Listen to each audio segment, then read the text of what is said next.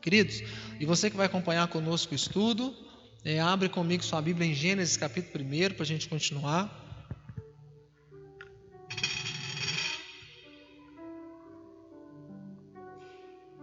Quem quiser acompanhar no Data Show, temos o recurso. Você que for infectar, a irmã diaconisa vai passar perto de você. Se alguém puder pegar para mim aqui, por favor, o dízimo. Então chegar lá, minha filha me põe de castigo. Então, tô brincando. Gênesis capítulo 1, eu quero ler com você na versão transformadora. Amém? Acompanhe na versão que você tem. Em nome de Jesus. Vamos lá? Vamos continuar com o tema comunidades proféticas. Diz assim: então disse Deus: façamos o homem, ou façamos o ser humano, aqui é acraseado, então são dois as, a nossa imagem. Ele será semelhante a nós. Em que ele será semelhante? Ele dominará sobre os peixes do mar, sobre as aves do céu, sobre os animais domésticos, sobre todos os animais selvagens da terra. Essa parte sobre todos os animais selvagens da terra, a primeira língua que existia naquela época era a língua siríaca, e a versão traz que ele dominaria sobre toda a terra, não só sobre os animais selvagens da terra, mas sobre toda a terra, e sobre os animais que rastejam pelo chão. Assim Deus criou os seres humanos à sua própria imagem. A imagem de Deus os criou, homem e mulher os criou. Então Deus os abençoou e disse: sejam férteis, multipliquem-se, encham e governem a terra. Não está falando só para encher a terra, está falando para governar a terra. Dominem sobre os peixes do mar, sobre as aves do céu e sobre todos os animais que rastejam pelo chão. Então Deus disse: vejam, eu lhes dou todas as plantas com sementes em toda a terra e todas as árvores frutíferas para que lhes sirvam de alimento. E eu dou todas as plantas verdes como alimento a todos os seres vivos, aos animais selvagens, às aves dos céus e aos seus animais que rastejam pelo chão. E assim aconteceu. Então Deus olhou para tudo aquilo que ele havia feito e viu que era muito bom. A noite passou, veio a manhã, encerrando-se o sexto dia. Certo? Então, queridos, o que eu queria continuar falando com vocês? Na última semana que a gente pôde falar, nós falamos sobre a questão de crescermos, frutificarmos, enchermos a terra, sujeitarmos a terra, governar a terra e dominar a terra. E eu disse para os irmãos que eu falaria sobre 3 níveis de governo, né? E aonde está, pastor, esses 3 níveis de governo?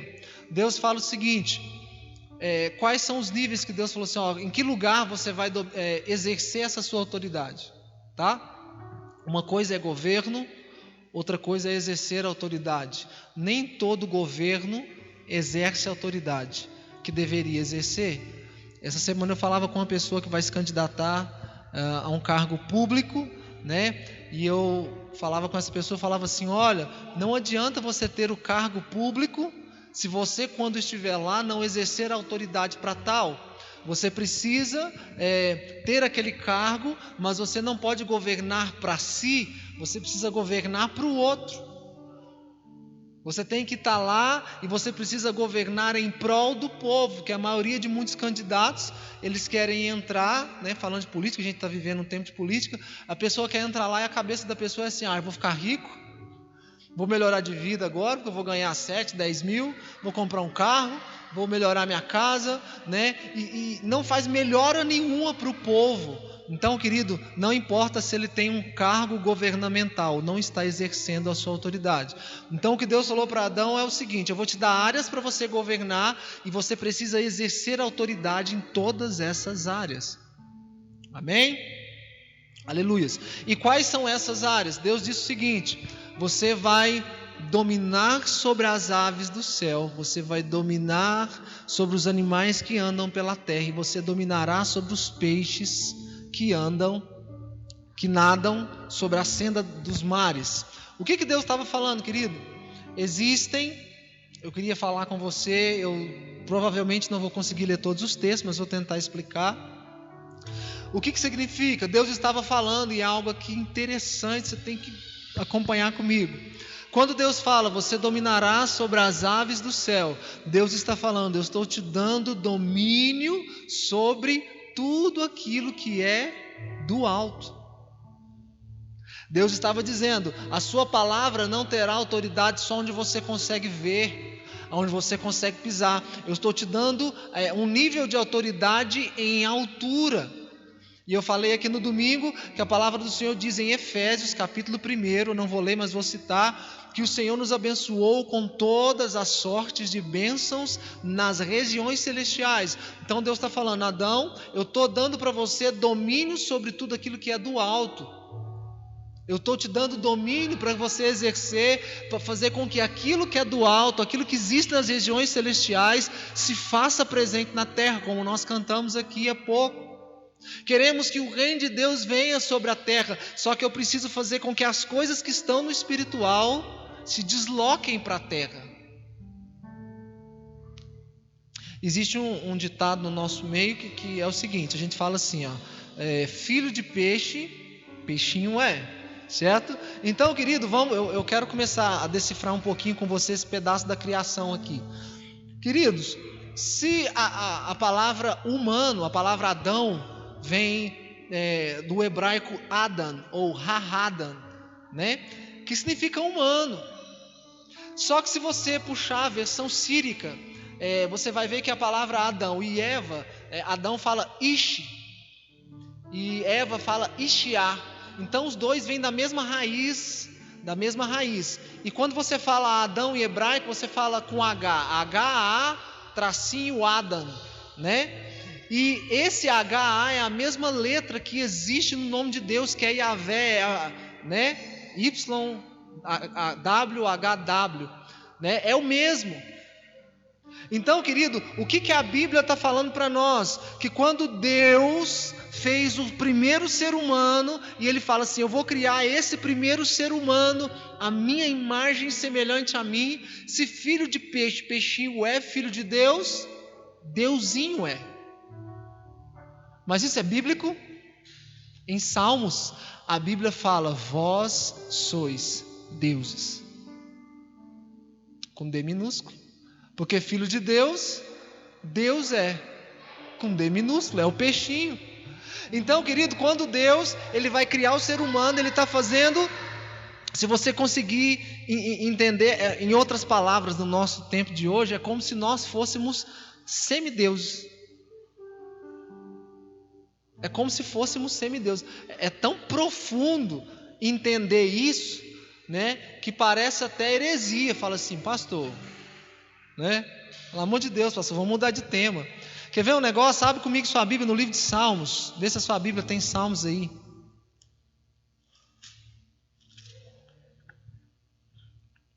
E entender essas coisas, querido, o diabo fica louco. Ele fala assim, gente, vocês não podem entender isso não. Pelo amor de Deus. Abre sua Bíblia comigo no livro de Salmos.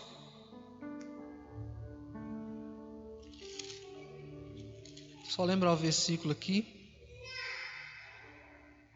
Capítulo 8, não é?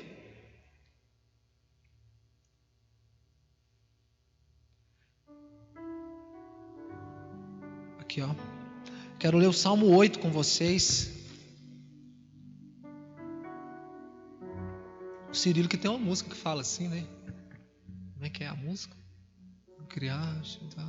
Quem sou eu? Quem sou eu? Como é que ele canta? Está aqui no meu espírito, eu não estou lembrando aqui. Olha só, vamos lá, Salmo capítulo 8, versículo 3. Olha só que tremendo, Deus deu uma visão para Davi lá, que eu queria essa visão. Olha aqui, ó. Quando eu vejo os teus céus, obra dos teus dedos, Estou lendo a versão Thompson. A lua e as estrelas que preparaste. Deus descortinou a criação para Davi. O que é o homem mortal? Para que te lembres dele. Está falando do homem mortal, nós, Adão, ser humano. O que é o homem? Quando eu vejo a tua grandeza, eu falo, nossa, o homem é tão pequeno. Para que te lembres dele. E continua dizendo, o filho do homem, para que o visites. Esse filho do homem está falando de Jesus, tá? Filho do homem é Jesus. Então primeiro está falando de nós. O homem mortal, quem somos nós para que o Senhor se lembre de nós? E para que você visite o filho do homem, no caso aqui era Jesus. O livro de Ezequiel fala que Jesus é o filho do homem, tá? Estava ali embutido. Agora vocês vão entender daqui a pouco uma coisa interessante. Vamos caminhar. Olha aqui que massa. Que massa, olha.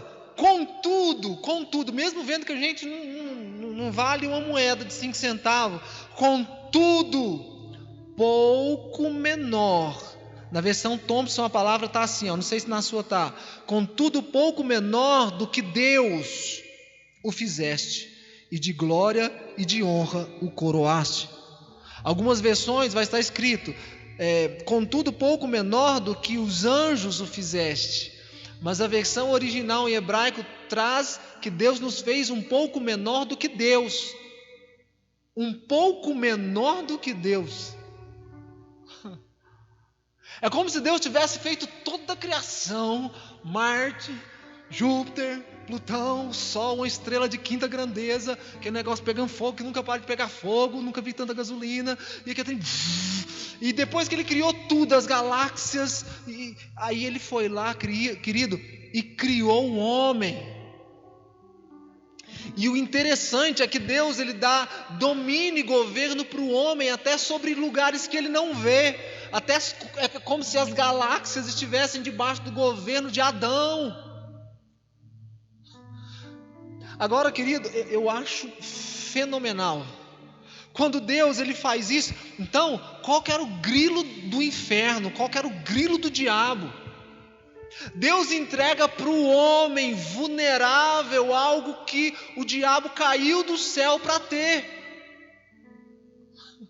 Ele ficou louco, ele deu depressão. O diabo deu depressão lá no inferno e falou, eu não acredito. Eu queria tudo isso, Deus criou um ser humano e deu para o cara vulnerável, um cara que nem asa para voar tem. E Deus coloca toda essa autoridade para Adão. Satanás comeu as unhas, querido, ele ficou tentando pegar o rabo dele assim, rodando igual cachorro, ele ficou doido. Você sabe por quê? Deus fez um ser menor um pouquinho do que ele, deu autoridade sobre todas as coisas. E naquela crise de identidade que o diabo estava lá na criação, ele tenta entrar dentro do jardim. Meu Deus. Olha o que a Bíblia fala para nós, um pouco menor do que Deus. Querido, o que é um pouco menor do que Deus? Agora, querido, o grande problema, vou continuar falando o restante, mas o grande problema é que esse homem que está revestido de tanta autoridade, daqui a pouco ele vai entregar toda essa autoridade para o diabo. A Bíblia diz no livro de Romanos que nós nos tornamos escravos de quem nos vence.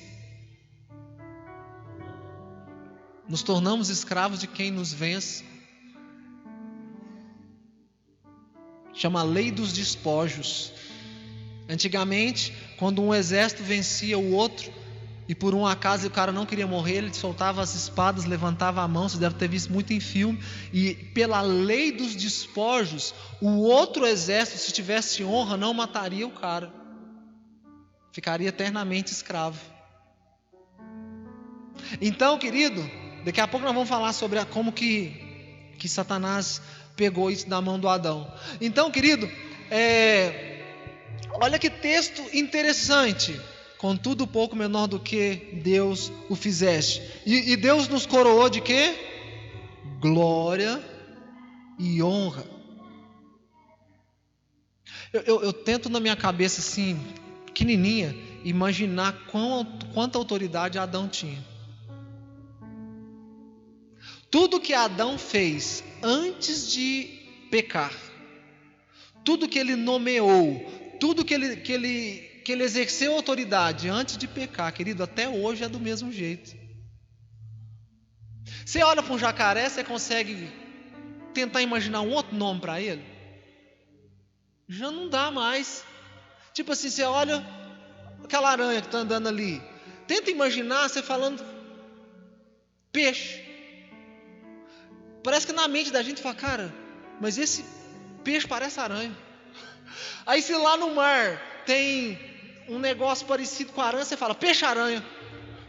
Por quê? Tudo que Adão deu o nome antes do pecado permanece exatamente como ele falou. Olha a autoridade dele, até hoje nunca mudou. Você olha para um passarinho e fala assim, cara, eu acho que esse passarinho podia chamar vaca.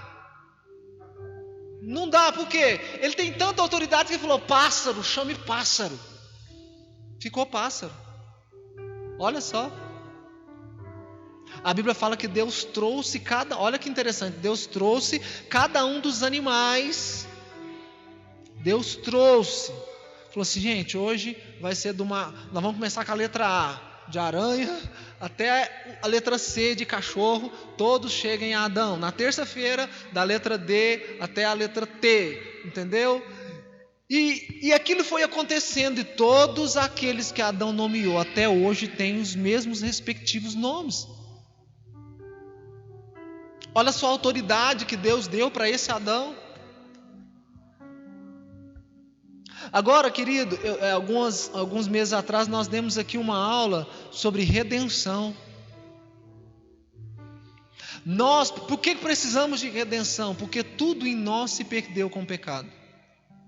Tudo que Deus havia programado para ser perfeito, por causa do pecado, foi deteriorado. Tudo foi deteriorado. A gente tem hoje, querido, um homem que às vezes desvaloriza tanto a mulher, um homem que às vezes quer estrupar a mulher, que quer exercer poder sobre a mulher.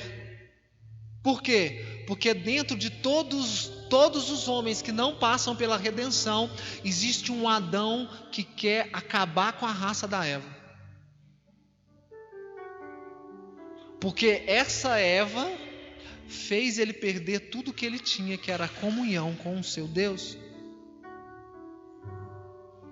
Então dentro de todo homem tem um Adão que quer desvalorizar a mulher, colocar ela para baixo, falar que ela não presta, falar que ela não vai rolar, que não vai dar nada, que ele vai ficar com uma um dia, que mulher é descartável, porque dentro dele ele quer deixar a Eva lá no lixo e falar, olha, você tirou tudo que eu tinha, eu vou acabar com você, eu vou me vingar acabando com a sua imagem. Todos os homens têm um Adão dentro dele. E por que a mulher muitas das vezes quer ser independente?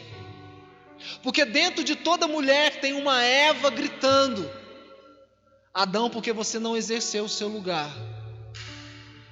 Eu que escolhi por você. Porque quem que ofereceu para Adão foi Eva. Então ela tomou o lugar de Adão na escolha do lar. Então dentro da maioria das mulheres, as mulheres querem continuar exercendo independência e governo. Por isso que todo homem e mulher, antes de casar, tem que passar pela redenção. Porque senão, quando forem para o casamento, vai dar um problemão. O homem vai querer desvalorizar a mulher e acabar com a raça dela. E a mulher não vai conseguir ser submissa a Adão, porque acha que Adão perdeu sua autoridade dentro do jardim, que é a casa. Na verdade, o pecado, querido, ele estragou com toda a humanidade. Eu li para vocês até o final do capítulo 1, para vocês entenderem que Deus virou para Adão e para Eva e falou o seguinte: comam todos os frutos do jardim que tem semente. Adão e Eva eram herbívoros, não comiam carne. Ó, descobrimos também, né? Cultura. Aqui a gente já aprende. Eles eram herbívoros, não comiam carne, porque para comer carne eles tinham que matar. E a morte só entrou depois do pecado. Deus virou para a sua criação, para os animais e falou: comam dos frutos. Leia o começo. Eles deveriam se alimentar das ervas e dos frutos que brotavam das árvores, assim como Adão. Só que, querido, quando o pecado entra e a morte entra, Adão e Eva saem do jardim, eles vão ter um filho chamado Caim, outro chamado Abel. Então agora a criação continua tendo como exemplo Adão e Eva e seus filhos. Então agora Caim vai pegar e o primeiro homicídio vai acontecer. Ele vai matar Abel. Os animais olharam para aquilo assim: bom, se a criação está matando um ao outro, então agora também nós vamos criar uma cadeia alimentar. Os mais fortes vão matar os mais fracos. A cadeia alimentar, ela foi criada depois da queda. Não existia um animal matando o outro, existia harmonia. Então, querido, até a natureza, aquilo que chamamos de mãe natureza, sofreu um grande desequilíbrio, porque o pecado entrou. Tenta imaginar quando o leão chega diante de Adão, todo imponente. Adão fala assim: senta aí que eu vou dar seu nome. O leão coloca uma patinha em cima da outra. Lion, Thundercats. Oh, você vai chamar leão. O leão levantou e falou: demorou, sounds good. Foi embora. Beleza, é isso aí mesmo. Agora, querido, tenta hoje num zoológico, se coloca diante do leão e fala: senta. Ele vai te obedecer? Por quê? Ele já não respeita mais. Nós perdemos aquilo que em Salmos está falando para nós. Perdemos a coroa da glória. De honra e glória o coroaste. Existia uma coroa de glória sobre nós. E o ser humano que era lá no Éden não precisava de redenção, estava tudo perfeito. Ele perde a coroa de glória, de respeito, e perde também a honra, porque Deus nos coroou também com honra. Então agora a criação olha para nós e não nos honra mais. Senta leão, senta leão, senta leão, leão. Já era, meu irmão. Por que às vezes o cachorro senta? Porque hoje existe uma cadeia alimentar. O cachorro te vê grandão e fala: vou sentar porque ele é maior. Mas fala isso para o elefante. Agora quando você vai ali colocando um chicotinho, colocando uma coroa, uma coleira, aí mais ou menos ele vai ficando legal. Mas tenta falar como Adão fazia no começo, não vai funcionar.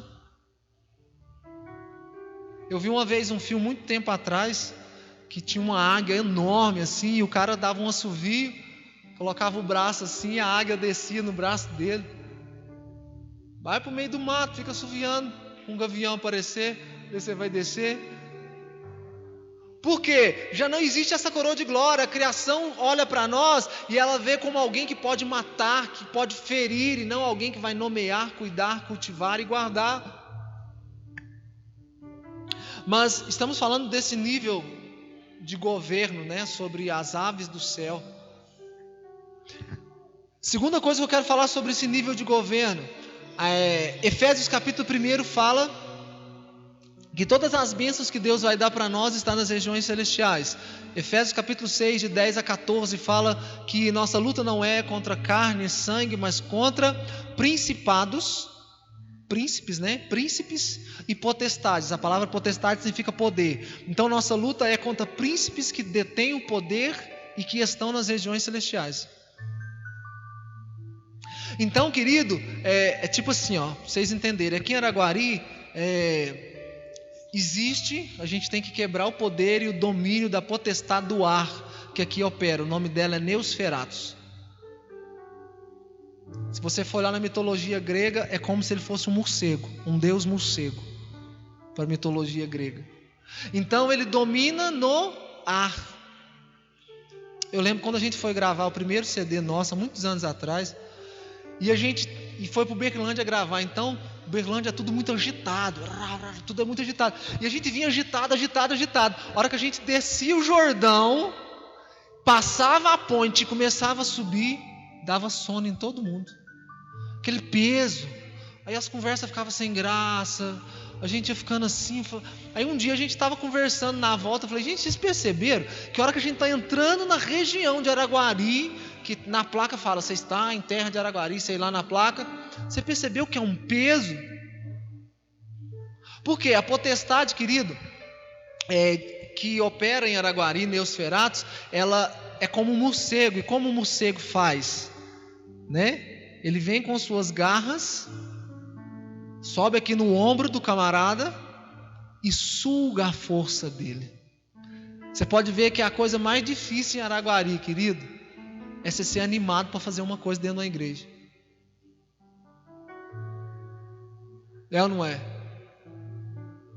Vamos fazer um culto de vigília, um culto de oração. 3, 4, 5, 6. Quando dá 6, levanta a mão para você e fala assim, obrigado pelos 6.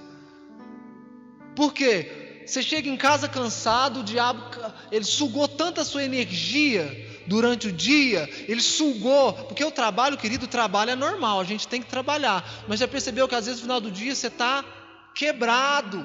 Você fala, cara, a única coisa, você não quer nem tomar banho, você quer sentar, ligar a televisão, mexer no celular, jogar um videogame, mas a última coisa que você quer, querido, é fazer alguma coisa que tenha o nome de Deus. Orar. Você já tentou orar 6 horas da tarde? 6h30, 7 horas, que você chega do serviço? Você consegue até tomar banho, você consegue fazer comida, você consegue mexer no celular, mas tenta orar 6 horas, 7 horas, que você chega do serviço. Por quê? Dá a entender que na viração do dia, Deus vinha se encontrar um dia ou outro, ou todo dia, com o homem. Então o diabo, ele suga todas as suas energias, para que no seu período para começar o outro dia, porque para Deus termina às 6 horas, às 18 horas, ele suga a sua energia, para você não conseguir ir na igreja, orar, ler Bíblia, visitar, se preocupar com os irmãos, cuidar bem da sua família, exercer governo dentro da sua casa, ensinar a palavra para os seus filhos. Querido, o período da noite, o que a gente quer? Descansar. Agora, querido, eu tenho que exercer governo, domínio e sujeitar essa parte espiritual, que são as aves do céu, que Deus falou, governe sobre esse lugar, exerça a sua autoridade sobre esse lugar. Agora, como que eu vou exercer poder sobre principados, príncipe das trevas, se na hora que eu preciso exercer esse poder e autoridade, ele já sugou toda a minha energia? Por que às vezes as pessoas conseguem vir na igreja no domingo? Porque na maioria das vezes domingo é um dia que você não trabalha, que aparentemente seu corpo fica descansado. Durante a semana colocar pessoas dentro da igreja para orar, escutar uma palavra de ensino, querido, vou te falar, você tem que entrar num lugar em Deus para que isso aconteça. E isso aqui, querido, é uma palavra de liderança, algo ministerial muito forte. É algo que, se nós entendermos, né, essa parte desse governo, essa parte desse domínio, muita coisa pode e vai mudar. Eu vou continuar falando. Quando Deus, no capítulo 1 de Gênesis, ele fala assim, interessante que o verbo que está ali é façamos. Façamos vem do nós vamos fazer, né, nós. Então a gente percebe que Deus está conversando com alguém. A gente sabe que é o Filho e o Espírito Santo. Vamos fazer esse ser a nossa imagem. Então eu imagino, querido, lá na minha mente santificada, que Deus olhou para o Espírito Santo, né? Estavam os 3. Ele olha para o Espírito Santo e fala assim, Espírito Santo, vamos fazer, aqui está o homem, Espírito Santo, né? Jesus é só uma comparação, viu? Isso aqui é Jesus, entendeu? E aqui está o homem que vai ser criado, né? Então Deus olhou para o Espírito Santo e falou assim, Espírito Santo, vamos fazer este homem a nossa imagem, porque Jesus é a imagem visível do Deus invisível. Então ele olha para o Espírito Santo assim, vamos fazer Adão igual a Jesus. Vamos fazer que esse Adão seja semelhante à imagem. A imagem é Jesus. A palavra imagem no hebraico escreve-se tselem. Tselem. Tselem. Sabe o que significa? Ilusão fotográfica. Espelho. Então Deus, quando Ele vai fazer isso aqui, o ser humano, Ele fala assim: vamos tirar uma foto de Jesus, vamos pegar um espelho e vamos transferir a imagem do real, que é Jesus, para Ele. E que imagem é essa? Não é só o desenho de Jesus. A autoridade que esse original tem, nós vamos transferir para Adão, vamos fazer um teste, vamos ver o que dá. É mais ou menos assim: Jesus tem 100% de toda a autoridade sobre todas as coisas, porque tudo foi criado por Ele, para Ele, e depende dEle, e é isso. Mas aquele ali teria 80% do que esse Jesus principal aqui tem, porque é um pouco menor do que Deus o fizesse. Vamos colocar lá 80%. Querido, Jesus tem 100% de tudo, e tenta imaginar esse Adão com 80% de poder para realizar o que ele quisesse.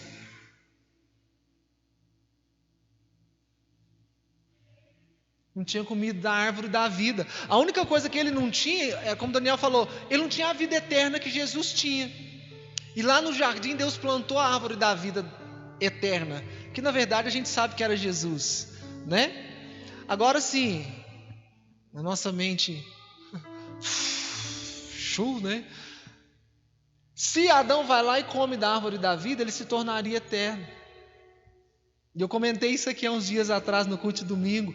Por que Deus mandou ele para fora? Porque agora, dentro de Adão, quando ele come o pecado, ele comeu a semente do pecado. Se ele vai lá na mesma hora e come da árvore da vida, ele seria eternamente pecador.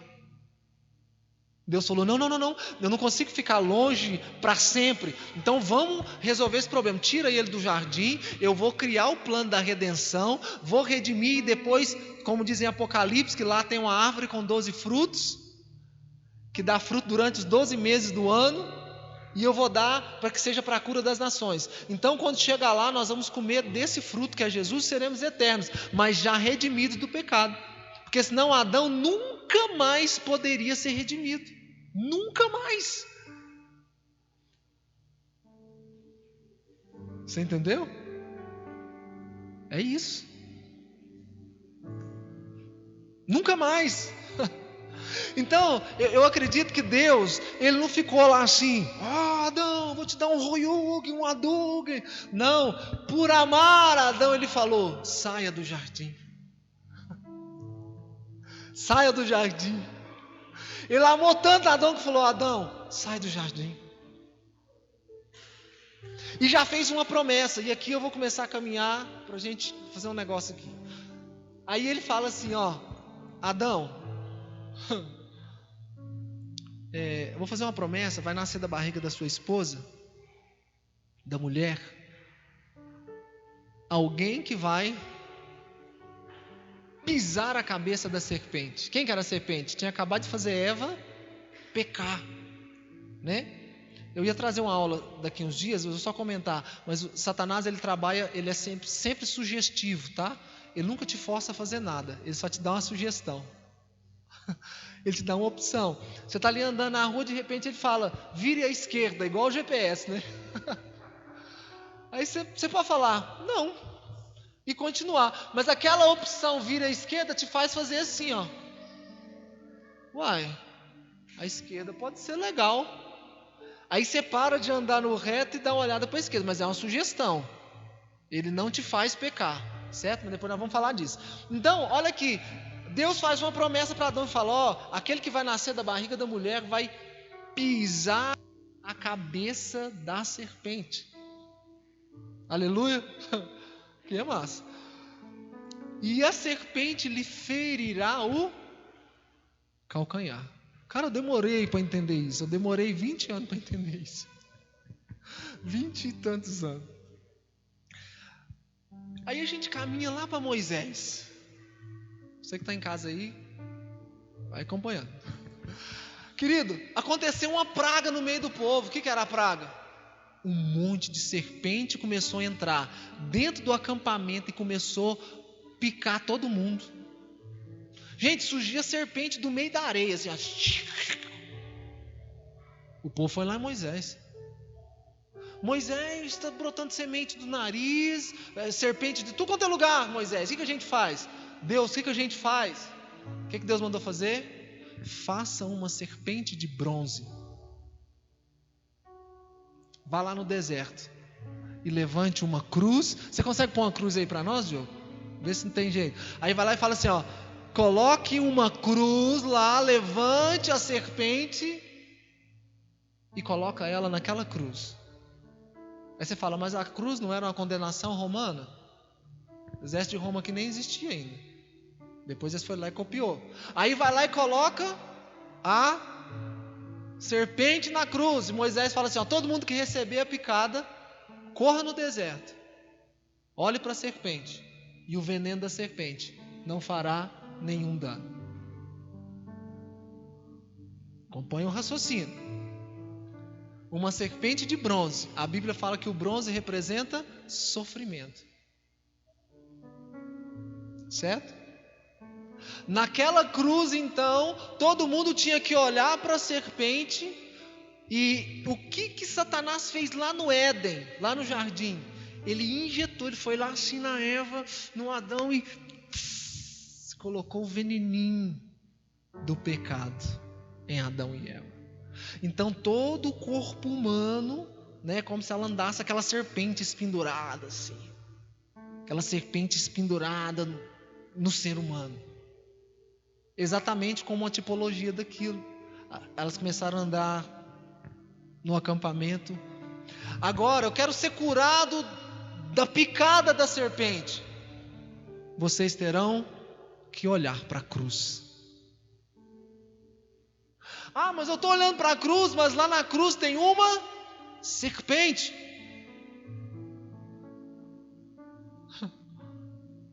Eu não sei quanto a você, uma vez eu fui lá no Desampar.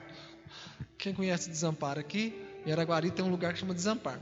E a gente um dia, muito tempo atrás, eu era criança, a gente foi pegar manga, depois a gente foi numa cachoeirinha lá, né? E um dia estava eu, mais uns amigos lá, e um amigo meu, que era criança também, pisou numa moita. A hora que ele pisou numa moita, uma cobra saiu.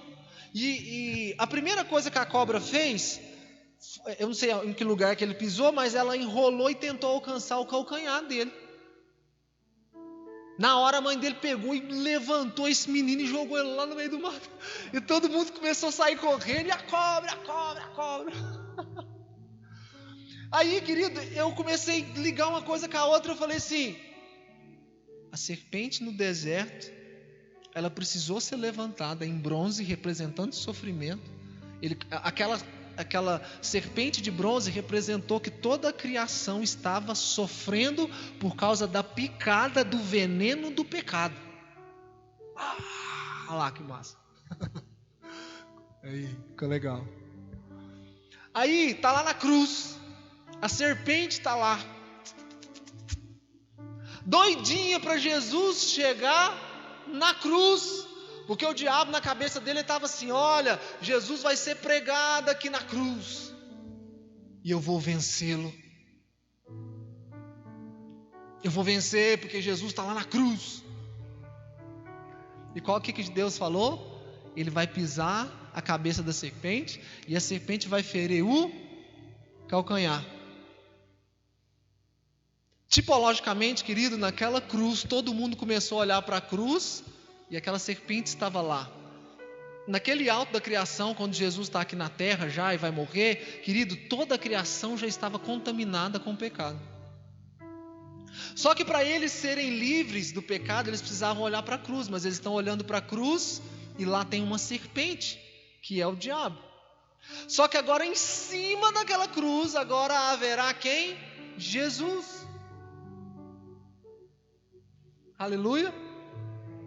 E agora, querido, os pés de Jesus serão cravados na cruz. As mãos de Jesus serão cravadas na cruz. Agora, quando Jesus é colocado sobre o madeiro, e ele coloca aquele pé ali, e eles cravam o pé de Jesus, Naquele momento Jesus pisa a cabeça da serpente. E a serpente, querido, lhe morde o calcanhar. Aqueles cravos eram como os dentes da serpente, pegando o calcanhar de Jesus.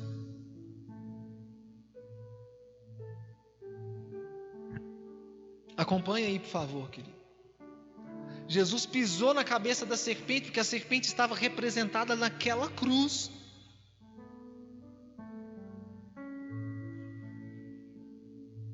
Mas naquele momento, quando o sangue de Cristo desce sobre a cabeça da serpente, a serpente é pregada junto com Jesus. A serpente é quem?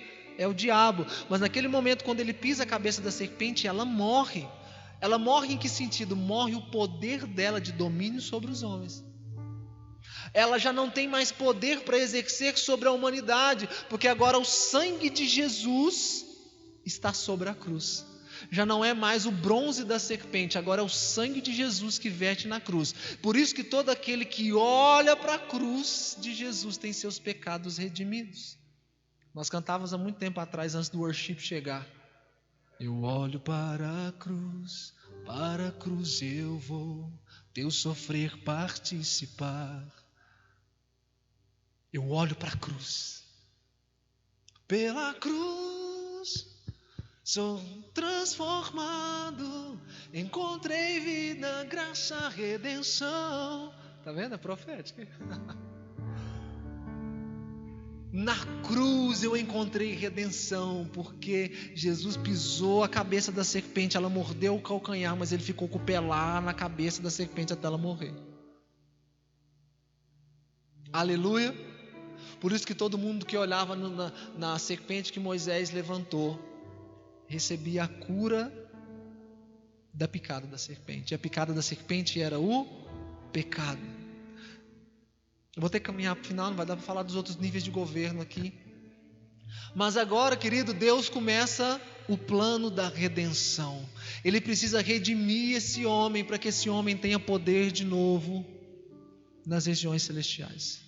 Esse homem precisa estar aqui cantando, esse homem precisa estar aqui pregando, esse homem precisa estar aí em casa, na sua família, esse homem precisa estar no trabalho. Esse homem que eu falo é Adão, né? É homem e mulher, porque Deus os fez homem e mulher, macho e fêmea os criou. Então Adão também significa homem e mulher. Então esse homem e mulher, esse Adão, esse humano precisa exercer governo e domínio sobre as regiões celestiais do seu trabalho, as regiões celestiais da sua cidade, as regiões celestiais na igreja, as regiões celestiais na escola. Ele precisa chegar lá com uma palavra de poder e autoridade e dizer: eu ordeno nesse momento nas regiões celestiais que todo o poder de influência do inferno exercido agora sobre essa escola, sobre essa família, sobre esse casamento, sobre essa escola, nesse momento seja cancelado todo o poder das trevas.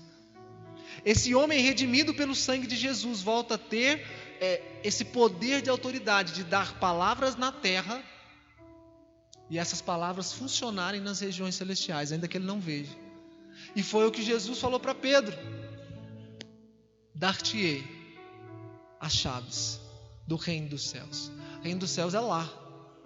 Dar-te-ei as chaves do reino dos céus, para você de novo abrir o que um dia foi fechado. E tudo que você ligar na terra, tudo que você falar na terra, vai acontecer no céu. É muito doido, querido. Você está aqui. Em nome de Jesus, eu vou chegar lá naquela casa, eu vou chegar lá naquele lugar, e eu já repreendo aquele enxu caveira, eu já repreendo aquele enxu pilintra, aquele enxu mulamba, aquele enxu adultério, aquele enxu negócio. Eu repreendo, eu vou chegar lá e vai estar tudo limpo. Eu repreendo aquela enfermidade, eu estou dando ordem agora para que aconteça assim, assim, e assim se fará. Pronto. E você chega lá e fala: tá tudo massa, tá tudo beleza aqui, deu tudo certo. Querido, tem uma hora que Jesus chega um centurião romano e fala assim: olha, não sou digno que você entre na minha casa, envie uma palavra e o meu servo vai ficar curado. Jesus não foi lá, ele enviou uma palavra e falou: pode ir, tá tudo beleza, chegar na sua casa. Ele tinha poder de domínio sobre o espiritual, porque Jesus é o segundo Adão, ele não tem pecado. Agora tente imaginar a gente, querido, nós, entrando debaixo dessa redenção do sangue de Jesus, entendendo quem eu sou, um pouco menor do que Deus, fui eu criado, entendendo que eu sou um filho mais velho, eu passo de novo a ter esse tselem, eu passo de novo a ser a sombra, eu passo de novo a ser o reflexo, eu passo a ser essa ilusão fotográfica semelhante a Jesus, com o mesmo poder de governo e com a mesma autoridade.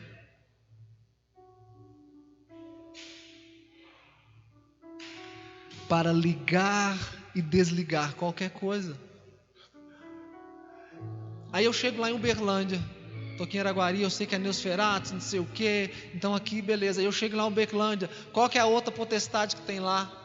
Qual é a outra potestade? Lá todo mundo é acelerado. Uberlândia tudo é acelerado demais, é outra potestade do ar lá. Aqui é uma que traz ranço em todo mundo. Lá o pessoal é acelerado demais. As igrejas em Uberlândia, querido, tem culto de manhã, de 6 horas da manhã, 9 horas da manhã, 11 horas, 2 horas, 6 horas da tarde, meia-noite, e o povo está lá cheio nas igrejas. Mas às vezes o que falta? Intimidade. Muitas famílias destruídas, porque as pessoas correm mais atrás do profissional e esquecem a família. Lá tem mais empresas, ganha-se mais dinheiro, a coisa acontece, né? Porque lá é outro tipo de potestade. Leva a pessoa ao ativismo.